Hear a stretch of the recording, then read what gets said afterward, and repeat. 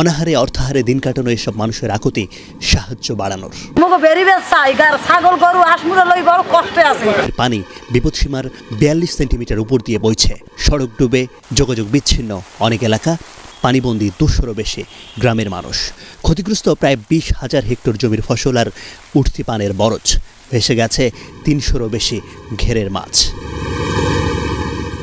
শরীয়তপুরে পদ্মার প্রবল স্রোতে বাঁধের তলদেশ থেকে সরে গেছে জিও ব্যাগ ও সিসি ব্লক।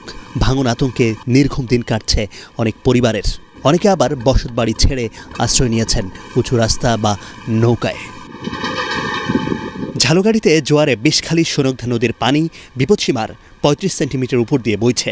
প্লাবিত অর্ধশতাধিক গ্রাম, ভেসে গেছে শত শত পুকুর ও জলাশয়ের মাছ। খালের পাড় দিয়ে এটা বেরিয়ে আমাকে সরকার দিতে, তাহলে পানি দেওয়াটা বন্ধ। কোনো হাঁটাচলা করতে পারি না, বাড়িতে পারি না, এমনকি লেট্রিনও যাইতে পারি না, সব পানি। এখানে পানি সেই হুমান। নদীর পাড়ে ব্যারিকেডটা না থাকায় চতুর্দিকে তলাই গেছে পানিতে। মানিকগঞ্জে হরিরামপুর সদর, সিংগাইর, শিবালয় ও দৌলতপুর উপজেলার কয়েক হাজার মানুষ পানিবন্দী। আমন চাষ নিয়েও শঙ্কিত কৃষকরা।